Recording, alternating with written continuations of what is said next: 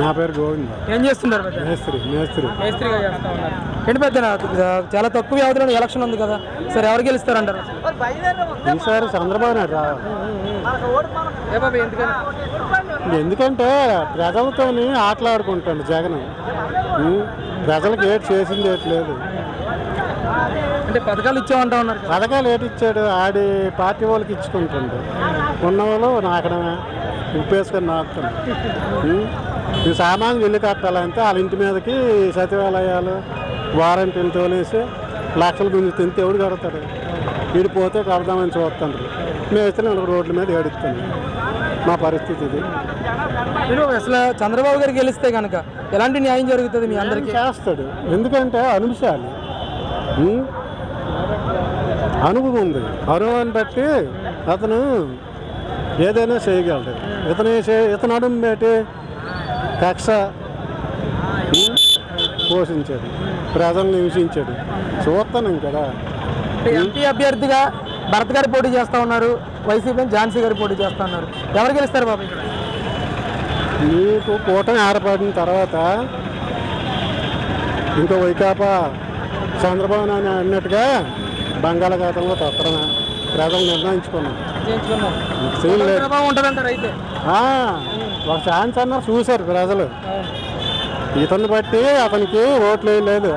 వాళ్ళ అన్నయ్య కొన్ని పనులు చేసిన బట్టి సానుభూతి మీద వేశారు. అది నిలబెట్టుకోలేకపోండి. పథకాలు ఇళ్ళకి ఇచ్చిన లోన్లు సగం ఇచ్చి ఆపిస్తే ఇతను వచ్చినాడు. ఇతను వచ్చిన తర్వాత ఆయన అన్ని ఆపినాడు. ఆ పథకాలే పూర్తిగా ఇవ్వలేదు. ఒక్కొక్కటి లక్షేసి 2 లక్షలు ఇవ్వాలి. బిల్డింగ్లు అయిపోయినాయి, అన్నీ అయిపోయినాయి. ఆ పథకాలు ఇప్పుడు ఇవ్వలేదు. నాకు ఇవ్వాలి లక్ష రూపాయలు పేమెంట్ ఆగిపోయింది. వీడు వచ్చినాడు, ఆ తెలుగుదేశం వాడు కాంగ్రెస్ వాడు ఇలాగనేసి తీసినాడు. తీసి ఆయన వస్తాడు, అందరికి ఇస్తాడు. అలాంటి ఏం కాదు. చంద్రబాబు నాయుడు ముందే చెప్పినాడు అందరికి ఇస్తామని. అది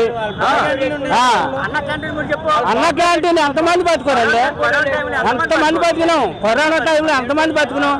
అలాంటిది కూలి పనులు లేవు, 4 పనులు లేవు, ఏమీ లేవు. అన్న క్యాంటీన్ 5 రూపాయలు భోజనం అంటే ఎవడెడతాడండి? అంతమంది జనం తినేవాళ్ళని పడగొట్టాడు. ఏంటి సచివాలయం పెట్టాడు? సచివాలయం దేనికి? ఆడి కొండ నింపుకోవడానికి సచివాలయం. అది నేను చెప్తాను. రెండోసారి కాదు. ఆడి జీవితంలో ఈసారి తప్పింది ఇంక రాలేడు. ఆడి జీవితంలో రాడు. నా సెంటర్ జైలు పోవాల్సిందే. అది మాత్రం ఇంకా పక్క. భరత్ గారికి ఎలా ఉంటుంది ఇక్కడ? భరత్ గారికి సూపరు. ఇక్కడ అసలే రావాలి మేను. భర్త గారిదే మేను. చంద్రబాబు నాయుడుది. విశాఖపట్నం ఎలాంటి అభివృద్ధి చెందింది? ఏది మొత్తం ఇల్లు కట్టుకున్నాడు, తర్వాత జాగాలు ఆక్రమించి దేపినాడు. అది ఏంటి అభివృద్ధి ఎక్కడ ఉంది? అభివృద్ధి జరిగితే కాదండి. అభివృద్ధి జరిగితే ఇంత జనం ఎక్కడ ఎందుకు ఉంటారో? పని ఉంటాడు కదా. పని లేకపోతే ఎవరో ఉండరు. మీరు మాట్లాడడానికి కూడా ఉండడు. ఓడను మార్కెట్ కోసం తప్ప. ఇక్కడ కూలి పని వాళ్ళు అందరూ కావాలని చూడండి. ఎందుకు ఉంటారో అభివృద్ధి జరిగితే? ముఖ్యమంత్రులు అందరం మీద ఈడిదే ఎక్కువ. మన కోట్లు జనం మీద అంత ఆస్తి ఉందంటే ఎందుకు ఏడు చేసుకుంటాడు? అది చచ్చినాడు, ఓడిపోతాడు. పేరు గౌరనాయుడు. ఏం చేస్తుంటారు? మాది రేంగడి అమ్మదాలు సార్. మాది రెడ్డిపేట గ్రామం, నాగరావుల పంచాయతీ. జగన్ గారి పాలన ఏడు జగన్ పాలన. నాది 2 ఎకరాల 50 సెంట్లు ల్యాండ్ వారసత్వం భూమి. 2019లో రైతు భరోసా కోసం నా పాస్బుక్లు చేశారు, దొంగ పాస్బుక్లు.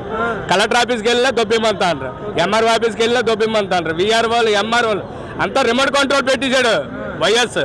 ఇంకెవడు ఏడు చేస్తాడు? పక్క ఎవిడెన్స్ నా దగ్గర ఉంది. రమ్మని జగన్ రమ్మని నేను చూపెడతాను పక్క ఎవిడెన్స్. ముఖ్యమంత్రే కదా, కబ్జా చేస్తారు. జగన్ పంపాను, లెటర్ కూడా రాలేదు. నా దగ్గర ఉంది, జగన్ పంపే లెటర్ కూడా ఉంది. ఏడు చేస్తాడు? రమ్మని జగన్ని. రేంగడి అమ్మదల్సి రమ్మను, ఎంఆర్ఓ ఆఫీస్కి రమ్మని నేను చూపెడతాను ప్రూఫ్స్. వారసత్వం భూములు ఎవరు మా ఎవిడెన్స్ లేకుండా ఎలా చేసేస్తారు? రెండో అవకాశం కూడా అడుగుతున్నారు జగన్ గారు. రెండో అవకాశం, మూడో అవకాశం కూడా ఇస్తాం. వాళ్ళ అమ్మని నిలబెట్టమని వేస్తాం. ఈడు మటుకు జైలుకి వెళ్ళిపోతాడు పక్క. వారసత్వం భూములు ఎవరు మా సంతకాలు లేకుండా చేసేస్తారా చెప్పండి? వారసత్వం భూములు సంతకాలు లేకుంటే, ఎవిడెన్స్ లేకుంటే ఎవరు పాస్బుక్లు చేయడానికి రైట్స్ లేదు. జగన్కి కాదు కూడా, అమ్మకి ఆడు చెల్లికి కూడా ఉన్నాను. వారసత్వం మేము ఉంటేనే పాస్బుక్లు చేయాలి. మొత్తం రిమోట్ కంట్రోల్ పెట్టేశాడండి ప్రభుత్వాన్ని. ఎవరికి వస్తే బాగుంటుంది అంటారు మరి? చంద్రబాబు నాయుడు వస్తే బాగుంటుంది పక్కా. మా తాట తీసేస్తాడు చంద్రబాబు నాయుడు వస్తే. ఇక్కడ విశాఖపట్నం ప్రాంతంలో ఎంపీగా భరత్ గారు పోటీ చేస్తున్నారు కదా, వైసీపీ నుంచి ఝాన్సీ గారు, ఈ ఎవరికి వస్తే బాగుంటుంది? భర్త గారు పక్కా. భర్త గారు బాలకృష్ణ అల్లుడు గారు వస్తారు, పల్లా సీలు వస్తాడు. ఇక్కడ భర్త గారిది గెలుపు ఎంపీగా పల్లా సీన్ పక్కా పక్కా. ఎంత మెజార్టీలు వస్తాయి ఇద్దరికి? ఫుల్. మొదట్లో ఎలా మెజార్టీ వచ్చిందో అలా వస్తుంది మెజార్టీ పల్లా సీన్. డెవలప్ చెందిందా మీ ప్రాంతం ఈయన వచ్చాక? ఎవరు వచ్చాక? ప్యాచీల రోడ్లు చూస్తుండ్రు కదా, ప్యాచీల ప్రభుత్వం ఇది. ప్యాచీల ప్రభుత్వం ఏంటి అసలు తినడానికి తిండిలేదు. పోలారావు ఏం చేస్తుంటారు? Labour work. ఎలా అనిపిస్తుంది జగన్ గారి పాలన? జగన్ గారి ప్రాబ్లం అంటే మాకు స్టార్టింగ్ జగన్ గారు ఎక్కిన వెంటనే 6 నెలలు మాత్రం మా పొట్ట విపరీతంగా కొట్టారు. అది ఇసుక వల్ల మాకు కన్స్ట్రక్షన్ ఆగిపోవడం, మాకు పనులు లేకపోవడం. ఒక 500 రూపాయలు పని చేసేవాడు ఎవడన్నా సరే ఓ 400 రూపాయలు ఇంటికి ఇచ్చేవాడు, 100 రూపాయలు తాగేవాడు. ఇప్పుడు అలా కాకుండా 400 రూపాయలు మందు తాగుతున్నాడు, 100 రూపాయలు మాత్రం ఇంటికి ఇస్తున్నాడు. అది ఇవ్వడం వల్ల ఏంటంటే ఇంట్లో ఆడలకి లోన్లు వచ్చేదని, పెన్షన్లు వచ్చేదని, ఇవి వచ్చేదని అని చెప్పేసి ఆడలు మార్కెట్కి వెళ్ళట్లేదు. ఆడలు ఏంటంటే నా మొగడొట్టుకు వచ్చేస్తున్నాడు, నాకేంటి పర్వాలేదులే అనుకున్నారు తప్ప. కానీ ఈ జగన్ గారి పరిపాలనకి నువ్వు మందుకి ఎంత కడతాను అనేసి ఆడలకు వెళ్ళట్లేదు. ఇలా పథకాలు అయితే మాత్రం వస్తున్నాయి అనుకుంటున్నారు తప్ప, కానీ డబ్బులు మాత్రం ఇంటికి ఎంత వస్తున్నాయో తెలియట్లేదు. 600 రూపాయలు పని చేసుకుని అయ్యో రామకృష్ణ అనుకుని 400 రూపాయలు తాగితే ఇంట్లో పిల్లలకి 100 రూపాయలు ఎటుకెళ్ళి పోషిస్తాడు. ఇప్పుడు కన్స్ట్రక్షన్లు ఆగిపోయి ప్రతి ఒక్కరు డబ్బులు కట్టాలంటే ఒక చిన్న ఇల్లు కట్టుకున్నోడికి ఒక ఎమ్మెల్యే గారు వెళ్ళి 1,00,000 రూపాయలు కట్టాలంటే కష్టం. అది అలాగా డిమాండ్ అయిపోయి ఈరోజు చాలా పరిపాలన అనేది జగన్ గారికి ఇంకా ఇంటికి పంపిద్దామని లేబర్ అందరూ కూడా ఒక కంకణం కట్టేశారు. మొత్తం ఝాన్సీ గారు ఇప్పుడు వచ్చి తెలియదు. మొత్తం ఝాన్సీ గారు వచ్చి ఇప్పుడు ఏ పాలన చేసేదని మాకేటి తెలుస్తుంది. భరత్ గారు గెలుస్తారంటారు ఇక్కడ పక్క 100 మాత్రం భర్త గారికి వాళ్ళ తాతల గారి నుంచి వాళ్ళ నాన్నగారి నుంచి పలుకుబడి ఉన్న ఎంఎస్ మూర్తి గారి నుంచి ఆ ఉన్న పలుకుబడి మీద కలుస్తారని మేము అనుకుంటున్నాం. కాకపోతే ఏంటంటే ఇక్కడ మాత్రం లోకల్గా పరిపాలన ఏంటంటే పల్లా శ్రీనివాస్ గారు లోకల్ అభ్యర్థి. కాకపోతే ఏంటంటే అందరికీ నోటట్టుగా ఉన్న మనిషి, ఒక మంచి పనులుగా అతను ఉన్నది తెలిసే అతనికి ఏంటంటే రోడ్డు పరిపాలన కాదు, ప్రతి ఇంట్లో ఒక మనిషిలాగా పేరెట్టి పిలిచే అర్థత్వం అతనికి ఉంది. అందుకనేసి పల్లా శ్రీని గారి 1 సైడ్ ఓటింగ్ అయిపోద్ది. అదే ఇప్పుడు మన గుడివాడ అమర్నాథ్ కూడా లోకలే. కాకపోతే ఏంటంటే లోకల్ అయినా సరే ఏ మినిస్టర్గా ఉండేటప్పుడు విద్యార్థులు కానీ, చదువుకున్న వాళ్ళు కానీ, ఒక లేబర్ని కానీ, ఒక వ్యాపారస్తులు కానీ, ఒక కాంట్రాక్టులు కానీ మాత్రం తెలుసు. కాంట్రాక్ట్లో మాత్రం ఎక్కడ కాంట్రాక్ట్ ఉన్నాడో, ఎక్కడ ఎంత లాభం వస్తుందో అది మాత్రం తెలుసు. కానీ లేబర్ అన్నాడు మాత్రం ఇప్పుడు వచ్చి పరిపాలన పట్టించుకోలేదు. ఆ జగన్మోహన్ రెడ్డి గారికి మేము నమస్కారం చేసి అడుగుతున్నాం.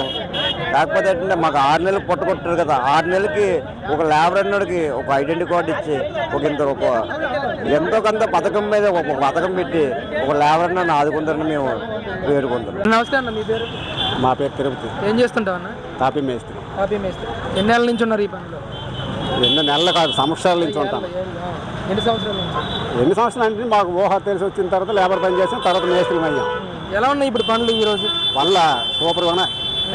చూసావా ఎలాగా ఎక్కడ అట్లా ఉన్నా పనులు పర్లే, అన్ని బాగా ఉన్నాయి. ఎలా అనిపించింది జగన్ గారి పరిపాలన? సూపర్ అండి బాబు, బాగా చేస్తున్నారా?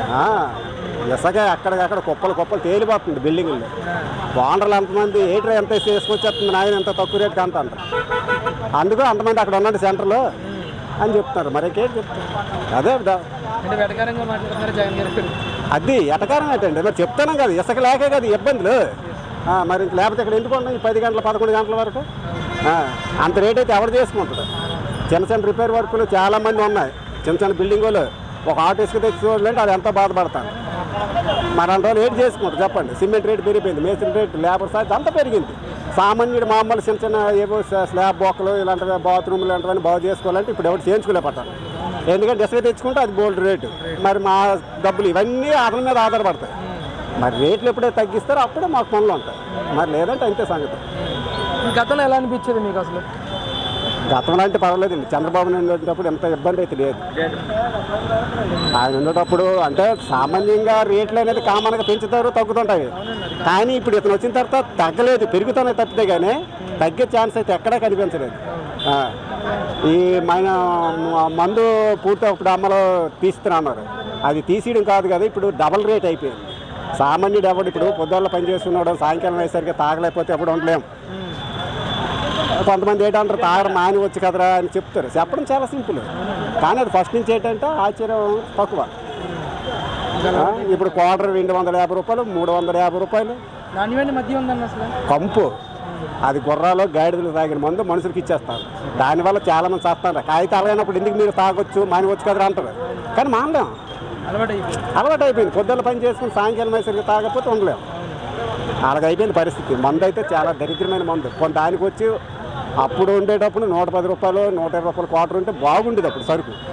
ఇప్పుడు ఆయన ఇప్పుడు సరుకు ఇప్పుడు ఈ మధ్యన మళ్ళీ 350. సామాన్యుడు కొనలేకపోతాడు, ఎందుకంటే అక్కడ ఉన్న సరుకు అంతా బారులోకి వెళ్ళిపోతుంది.